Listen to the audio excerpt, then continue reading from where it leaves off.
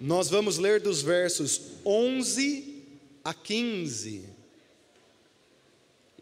Livro de 2 Crônicas, capítulo 7, versos de 11 a 15, eu vou ler na NAA, Nova Almeida Atualizada, que diz assim: Assim Salomão acabou de construir a casa do Senhor e o palácio real. Tudo o que Salomão tinha planejado fazer na casa do Senhor e no seu palácio, ele efetuou com sucesso.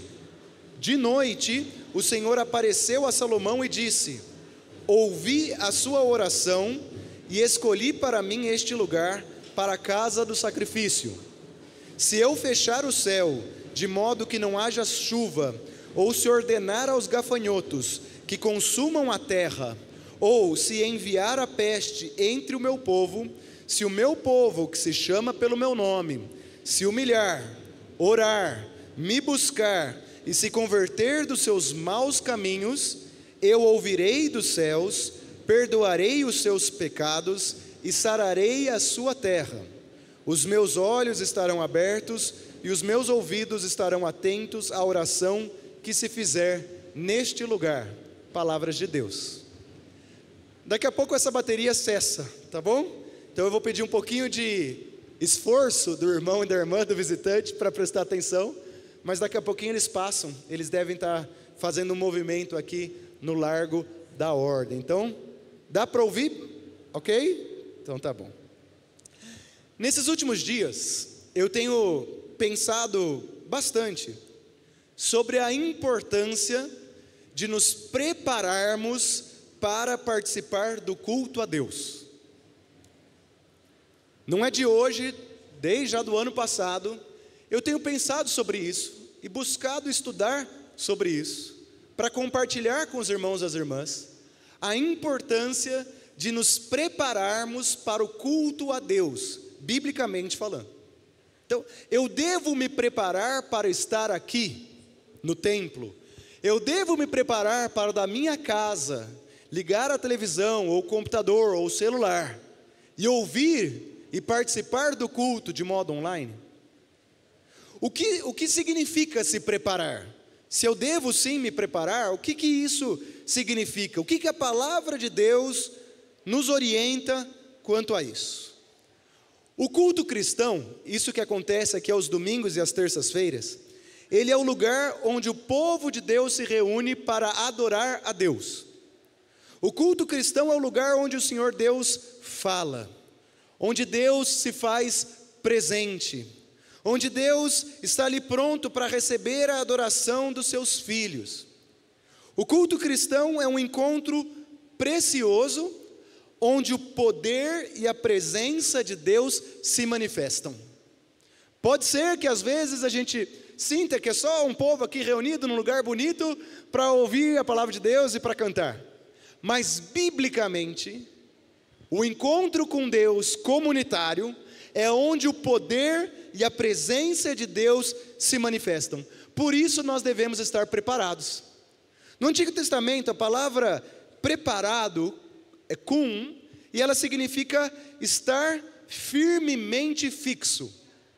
Temos aqui um professor de literatura, parece que é redundância, estar firmemente fixo. Se eu estou firmemente, eu já estou fixo. Mas às vezes não. Você já tentou, Neri, pôr um quadro na parede, e aí você vai colocar o prego, mas o prego não está firmemente fixo. Ele está fixo, mas não firmemente. E aí você coloca o quadro, na hora que coloca o quadro, com o peso do quadro, ele cede, né? Ou o irmão ou a irmã vai querer pôr a televisão lá, né? Tem aquele líquidozinho para deixar ela bem alinhada, mas na hora que você faz o furo não estava muito firmemente fixo, então não é uma redundância, dá para eu fixar algo que não está tão firmemente colocado. E essa palavra, Paulina, preparar, ela significa estar firmemente fixo, estar seguro, ainda que tenha fortes ventos na minha alma aqui no templo, ainda que tenha uma tempestade, a graça de Deus me firma os pés e Ele me sustenta.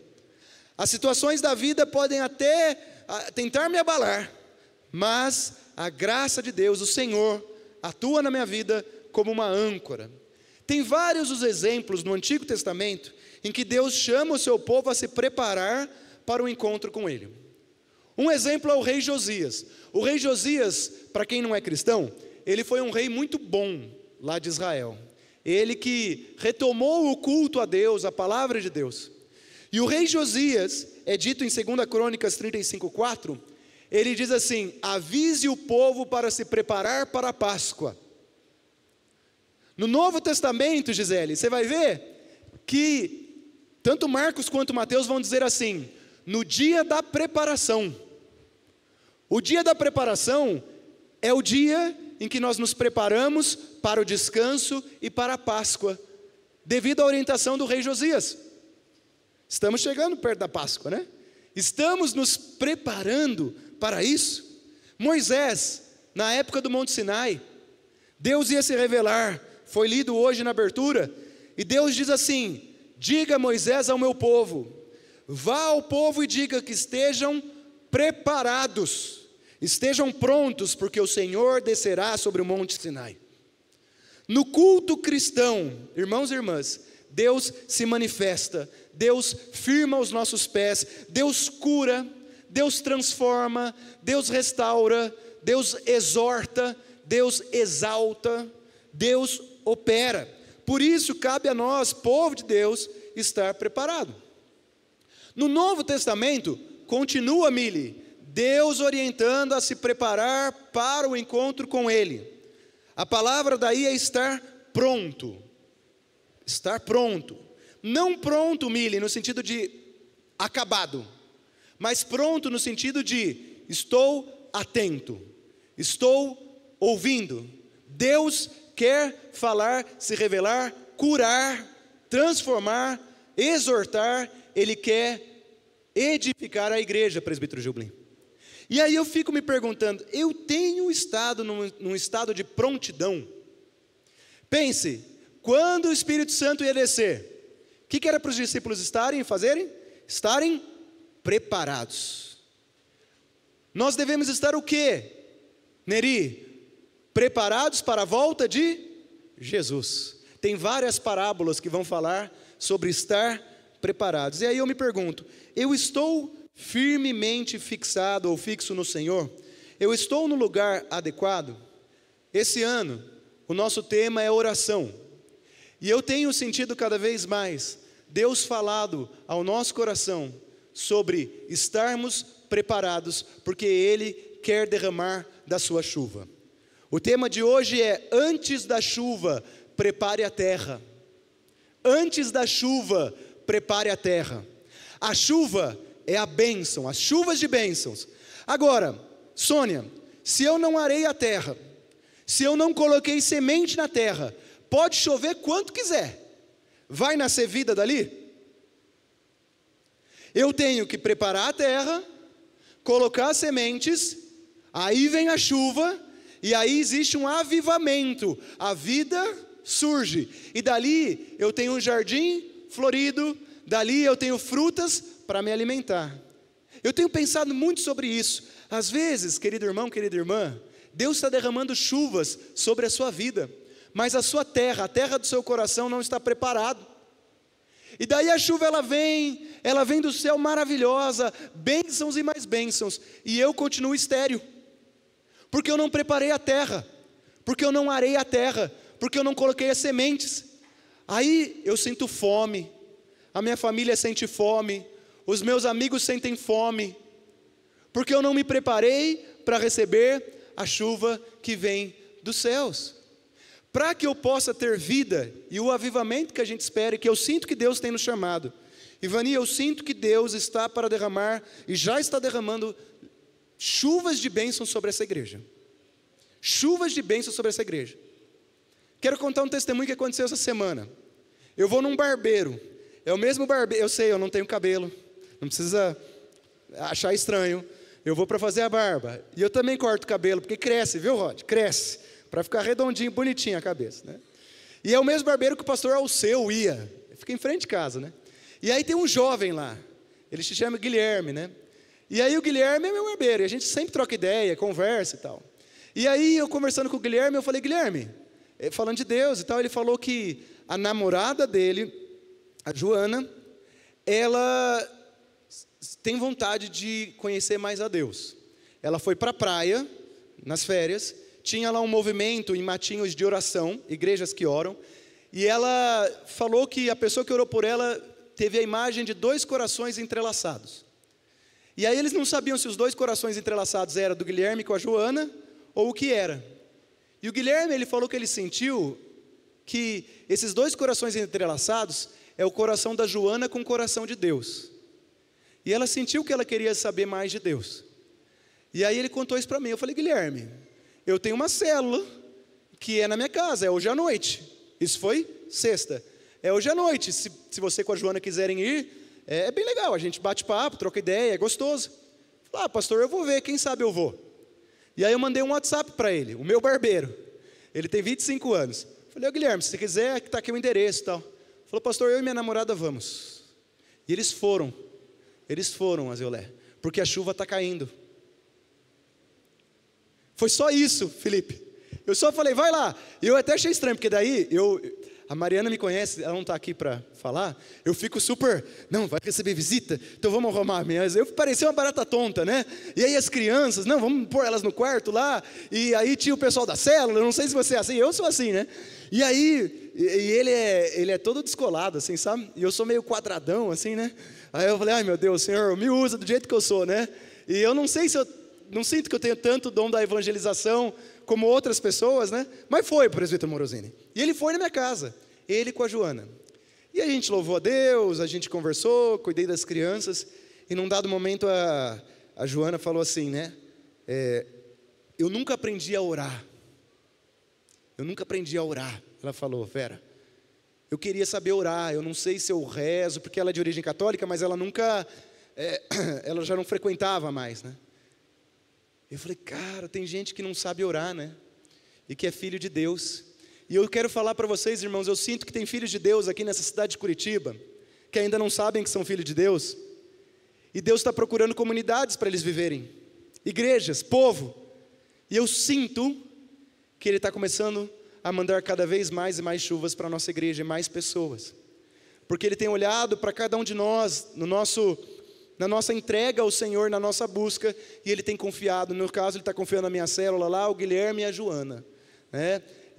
Não sei como vai ser, não sei se eles vão voltar, não sei se eles vão vir para o culto, não sei se vão se formar aqui, mas eu sei que as chuvas estão caindo e a terra está preparada. Então, no encontro com Deus, a gente precisa sim se preparar. Você já viu algumas igrejas, Assembleia de Deus? Quando você vai no culto, Fábio, você vê umas pessoas ajoelhadas. Já viu isso? Ajoelhadas. Porque antes de começar o culto, elas começam a orar e falar: Senhor, eu estou aqui, meu coração está aberto, a terra do meu coração está aberta. Nesse texto que nós lemos, e agora nós vamos meditar mais especificamente sobre ele, eu tenho pensado sobre o lugar da reverência. A gente brinca que no passado os pastores eram mais duros. Fica quieto, menino, não era assim, né? Puxava o óculos assim, ficava de olho e tal. Hoje, na cosmovisão do nosso tempo, a gente acha isso engraçado, acha talvez até exagerado. Mas a essência do coração desses pastores do passado era que a comunidade lembrasse da importância de estarmos com a terra preparada e não distraídos, porque Deus cura, Deus opera, Deus restaura. E esse texto de hoje, ele é um texto que foi escrito depois do exílio da Babilônia. Eles estão voltando, a 2 Crônicas foi escrito depois, para contar um pouco a história. E o que aconteceu, doutor Onésimo, para eles irem para a Babilônia? Eles perderam a reverência, eles perderam o temor do Senhor, e passaram a viver a partir das suas próprias vontades, e pagaram um preço muito alto por isso. E aí, quando 2 Crônicas é escrito, é para lembrar a importância da reverência, da busca ao Senhor, de não se desviar dos caminhos do Senhor. Reverência significa virar para dentro, significa sentir respeito, prestar atenção. Virar para dentro, Fábio, é tipo eu estou virando para dentro, eu estou me encolhendo, aqui é meu âmago, né? Minhas entranhas, eu estou virando para dentro, eu estou me curvando. Isso é reverência. Reverência é prestar atenção. E a verdade é que Israel tinha começado a não virar para dentro, mas olhar para fora. para os outros deuses, para as outras dinâmicas, Eunice. Eles deixaram de prestar atenção em Deus, e deixando de prestar atenção em Deus, começaram a olhar para os seus próprios desejos, e enfrentaram consequências terríveis, porque não somos capazes de ser firmes apenas em nós mesmos. Então Deus, no seu infinito amor, lembra Israel da época da construção do templo de Jerusalém. O que aconteceu? Salomão foi chamado para levantar o templo. Quando ele foi chamado, ele orou muito por isso, Sebastião. Ele orou. E aí Deus diz assim: Salomão, eu ouvi a sua oração, e eu prometo derramar bênçãos sobre vocês. Sararei a sua terra, ouvirei a sua oração. Mas tem uma postura para isso. E aqui é bem forte na época de hoje, Fábio. É forte. Porque, vamos ser sinceros, o texto diz assim: se o meu povo se humilhar e orar, me buscar e se converter de seus maus caminhos. Se humilhar. Nos dias de hoje, você falar que alguém está sendo humilhado, a gente entende isso como um tipo de violência. Não entende? Se humilhar é um tipo de opressão. Ninguém tem que se humilhar para ninguém. Na cosmovisão do tempo em que nós vivemos, se humilhar não é fácil de ouvir. Não, você não tem que se humilhar para ninguém. Estão oprimindo, estão violentando a mim e a você. Nem a Deus nós temos que nos humilhar. Porque não é essa postura que deveria ser. Ninguém tem que se humilhar perante ninguém. Mas o fato é que a palavra em hebraico é humilhar. Tanto a palavra cana como shafel. Duas palavras voltadas para humilhar. Mas então, Ivani, o que é se humilhar? Porque Deus está querendo abençoar Israel. Deus está querendo colocar as coisas no seu devido lugar novamente. E Ele usa a palavra humilhar. Humilhar significa abaixar-se ou ser humilde. Olha como a Bíblia é fantástica, né? Quer dizer, voltar-se para dentro, reverência, e humilhar é abaixar-se. E sabe o que significa adorar? Curvar-se. O que Deus está ensinando, Neptali, sobre a questão de vir ao culto? Deus, Ele quer colocar as coisas no seu devido lugar, Criador e criatura, Senhor e povo. Ele quer, Caião, que nós estejamos prontos para receber tudo o que Ele tem. E para isso a nossa posição tem que ser uma posição de se abaixar. Você já viu a fotografia? Vamos dizer que a gente vai tirar uma fotografia aqui. Se uma pessoa alta fica na frente de todo mundo, o que ela vai fazer? Ela vai atrapalhar e vai tirar a vista de um monte de gente. Então ela tem duas escolhas: ou ela se abaixa, ou ela vai para trás e fica no fundo. Não é assim? Queridos, humilhar é uma palavra dura e é uma palavra forte para um coração caído. Mas, Paula, humilhar-se é abaixar-se. Sabe quantas vezes você quer ficar na ponta do seu pé, achando que eu sou o Senhor do mundo? Miqueias, ele está dizendo, não, abaixe-se, assuma o seu lugar, com humildade. O orgulho não deve ter lugar na vida do cristão, e Deus sabia disso. Por isso, Eclesiastes diz assim: guarda o teu pé quando entrares na casa de Deus. E olha aqui, inclina-te mais a ouvir. A palavra de hoje é uma palavra dura, e é uma palavra dura para mim também. Não é uma palavra que a gente vai sair daqui falando, ai que gostoso, que me arrepiou. Mas é uma palavra que coloca as coisas no seu devido lugar. Vou dar mais um exemplo, Rod. Eu tenho um filho de 9 anos. Às vezes ele ergue o tom, e ele quer falar alto comigo. E quer falar, e o que eu falo? Filho, abaixa o tom. Ele gosta de ouvir isso? Não. Mas eu não vou conversar com ele enquanto o tom dele estiver alto. Eu não vou conversar com ele enquanto ele estiver com pirraça. Eu não vou conversar com ele enquanto ele não se colocar no seu devido lugar. Eu o amo. Eu dou minha vida. Não sei, eu sou ser humano, o único que deu a vida é Cristo, né? Mas eu o amo. Mas ele precisa se controlar. Ele precisa estar nesse lugar de escuta. E aí, quando passa, Aí sim eu falo: filho, o que aconteceu aqui? Por que aconteceu isso? Você está entendendo por que eu vou corrigir? E aí eu ajudo ele. O problema, Paulina, Dona Maria, é que a gente muitas vezes está numa posição não inclinado, não voltado para dentro, mas a gente está numa posição em que eu tenho 1000 coisas para fazer e eu não acalmo a minha alma. Já viu pessoa em crise de ansiedade? A mente dela fica acelerada, né? E ela começa a pensar um monte de coisa que pode dar errada. Eu não sou psicólogo, deve ter técnicas para isso.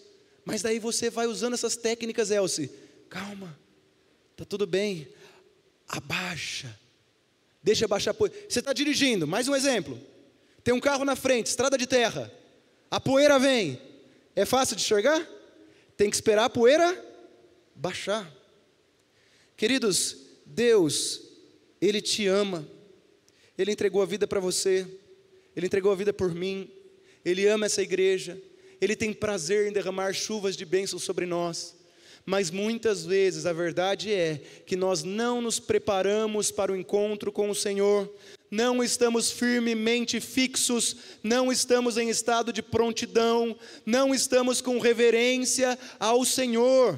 Pastor, mas como? Bem, às vezes Satanás quer te perturbar com a pressa. Se você está com pressa para vir à igreja, isso não é bom. Isso não é bom. Porque é grande a chance de você ficar irritado com o seu cônjuge, porque foi ele que atrasou, porque foi o filho que não fez o quê? Você chega aqui, Luiz, com o coração fora do eixo. E aí Deus quer falar com a gente, e a gente está com pressa. Às vezes é a distração, às vezes é o calor, o barulho da rua, os afazeres domésticos, o cansaço, a preguiça, a falta de vontade de ir ao culto, e aí eu misturo os dias de trabalho de segunda a sexta-feira com o dia do Senhor, e eu tomo o dia do Senhor como mais um dia, elevando a minha agenda, ao invés de abaixar-me perante o Senhor. Nós perdemos, como presbiterianos, a noção do dia do Senhor, do dia do descanso, do dia em que a alma está pronta para ouvir, porque tem 1 milhão de coisas para fazer, e aí a chuva cai sobre a sua vida, numa terra que não foi arada e que não tem sementes, e aí vai passar 1, 2, 3 dias, nós vamos passar fome, e não vai ter fruta para comer. Hoje pela manhã eu fiz esse exercício, Thelma. Os domingos que eu venho para pregar, com mais calma, eu sinto que eu me sinto mais feliz na pregação. O domingo que durante a semana eu tive distante de Deus, esquecido, alguma coisa assim, eu me sinto meio que culpado na pregação. Eu não sei se assim é com você. Bom, muitos aqui não pregam, né? Mas quando você tem alguma atividade para fazer com Deus. Deus tem nos chamado nesse ano, Ele tem mostrado para mim, cada vez mais, que Ele vai derramar chuva sobre a nossa igreja, sobre a sua vida, sobre a sua família. E o meu desejo de todo o coração, ainda que seja uma palavra indigesta, é que você humilhe-se perante o Senhor. Prepare-se para o encontro com o Senhor, are a sua terra, coloque sementes do reino, porque adorar em hebraico é sarrá, e significa prostrar-se ou curvar-se. Em grego tem o mesmo significado, sebomai ou eusébio, que significa reverência. O verdadeiro adorador é aquele que adora em espírito e em verdade. O verdadeiro adorador é aquele que se curva em espírito e em verdade. Se adorar é curvar-se, irmãs e olé, então eu posso entender que o verdadeiro adorador é aquele que se curva em espírito e em verdade, numa posição de filho, pronto para receber a graça de Deus. Temos nos curvado perante o Senhor em espírito e em verdade? Eu sonho com uma igreja cada vez com mais pessoas conhecendo a Jesus. E preste atenção, Elci. Imagine que uma pessoa chega, um visitante, agora é uma exortação para todos nós. Ele chega aqui às 10h30, e ele vê uma igreja aparecendo no mercado, falação, e correria, e tudo aquele negócio, legal. Agora imagine a mesma pessoa chega aqui às 10h30, a igreja já está cheia, às 10h30 em ponto, a igreja já está cheia, na galeria aqui embaixo, com as pessoas em oração, a pessoa ela vai entrar, você concorda, Gil, que ela já vai perceber que tem alguma coisa de especial ali? Que as pessoas estão se preparando para algo grandioso que está para acontecer? E aí eu pergunto para nós, igreja, Nós temos nos preparado, porque a nossa vida fala alto às pessoas que estão chegando. Estamos cientes de que Deus está para se revelar. E agora, para avançar, além de se humilhar, o texto de 2 Crônicas 7, de 11 a 15 diz: orar, porque a matemática da revelação de Deus é um coração humilhado e um coração que ora. Foi isso que ele ensina através do exemplo de Salomão para o povo que voltava do exílio. Nós devemos nos abaixar e orar. Lembra da mulher, aquela mulher segurando em suas mãos um frasco de perfume muito precioso? E ela quebra aquele bem super valioso, que custou muito caro, sobre os pés de Jesus. E o perfume inunda a sala, e todos ao redor sentem aquele aroma que se espalha. Essa mulher era Maria, irmã de Lázaro, que mais uma vez escolheu a boa parte. Ela foi até Jesus, não esperando receber algo, mas para oferecer o que tinha de melhor. Que o Espírito Santo fale ao nosso coração nessa manhã. Eu não tenho capacidade de convencimento de ninguém, porque isso é humano. Mas nós estamos chegando ao culto para oferecer o que nós temos de melhor, como Abel fez. Eu, Paulo, estou vindo ao culto. Você sabe que naquelas filmes antigos que tinha de arrebatamento, você sabe quem sempre fica para trás? O pastor, né? Você sabe disso, né? Assiste os filmes lá, é o pastor que fica. Eu não sei o que eles querem falar, pastor Juninho e pastor Priscila, mas sempre fica o pastor, fala: ai Senhor, não é porque eu sou pastor que está nada garantido. Eu estou me achegando a Deus para oferecer como Abel o meu melhor. Eu estou me achegando a Deus ciente de que uma experiência maravilhosa, grandiosa vai acontecer. Nós não chegamos ao culto primeiramente para receber, mas para oferecer o nosso coração quebrantado ao Senhor. O chamado a nos preparar espiritualmente para nos encontrarmos com Deus é um princípio bíblico fundamental que me parece que muitos de nós nos esquecemos dele. Quando nos preparamos para o encontro comunitário com Deus, abrimos espaço para que Ele se revele. Quando nos apresentamos diante do Senhor com reverência e prontidão, Ele responde com graça e com poder. Eu quero agora ir para o final dizendo o seguinte: nós somos chamados a vir aos cultos com o coração preparado, com a alma desperta e os olhos voltados ao Senhor. A nossa expectativa não deve ser pequena, mas grandiosa, porque nós servimos a um Deus que faz infinitamente mais do que nós pedimos e pensamos. A oração e a reverência têm a ver com avivamento. Eu não sei como está o seu coração, mas o meu desejo é que nesse ano de 2025, a nossa atitude seja como a de Samuel, que diz assim: fala, Senhor, porque o teu servo ouve. Que nós possamos entrar nesses lugares especiais com fé, com sede, com os pés firmados na rocha e as mãos erguidas em adoração. Tem saído alguns resultados na nossa igreja. A gente faz um planejamento estratégico e a gente tem uma metodologia que chama DNI, Desenvolvimento Natural de Igrejas, que é do Christian Schwartz. Eles fazem pesquisas com mais de 60 mil igrejas ao redor do mundo para avaliar marcas de qualidade. E uma das marcas nossas que precisa se desenvolver é a marca da espiritualidade contagiante, que é alta, mas que deve continuar crescendo. Ela já é alta, mas deve continuar crescendo. Mas dentro dela tem uma pergunta, na verdade não é dessa marca, é do culto inspirador, que é assim: eu me preparo para ir no culto? E esse índice na nossa igreja está caindo ano após ano. Ele está bem baixo. Eu me preparo para ir no culto? Eu sinto que Deus vai falar comigo, estou preparando o meu coração para ir ao culto? Nós como igreja devemos estar responsáveis. Hoje a Assembleia Ordinária é uma reunião em que majoritariamente os membros professos estão aqui. Nós devemos ensinar as nossas crianças a se preparar para ir para o culto. Nós devemos chamar nossas crianças e orar e falar: estamos indo para o culto. E Deus fala aos nossos corações. Hoje é domingo, não é mais um dia qualquer. Hoje é um dia em que eu lavo as minhas mãos, lavo as minhas vestes e eu vou ao templo, porque eu sei que Deus quer se revelar. Se você puder, feche teus olhos. Nós vamos agora falar com Deus a respeito desse tema. Pai amado, Pai querido, graças te damos, Senhor, porque o Senhor é um Deus presente e porque o Senhor está aqui agora. Obrigado, ó Pai, porque o Senhor sempre cuidou do seu povo, como nós vemos neste livro de 2 Crônicas, capítulo 7, versos 11 a 15. Ó Pai, conforme a Tua palavra diz, muitas vezes nós nos distanciamos e deixamos de preparar o nosso coração para o culto, para o encontro da célula, para os encontros do ministério, e vamos às vezes, ó Pai, apressados, às vezes nós vamos, ó Pai, com preocupações, às vezes vamos, ó Pai, acabamos de brigar lá com a família e vamos a esses espaços, e muitas vezes, ó Pai, nós sabemos que a Sua chuva é derramada, mas que a nossa terra não está preparada. Por isso, primeiramente nessa oração, nós queremos pedir perdão, Pai. Se há entre nós pessoas que nessa manhã, ao ouvir essa dura palavra, ó Pai, perceberam pelo poder do Teu Espírito Santo, que nós devemos nos preparar para o culto, nos preparar para nos encontrar com o Senhor.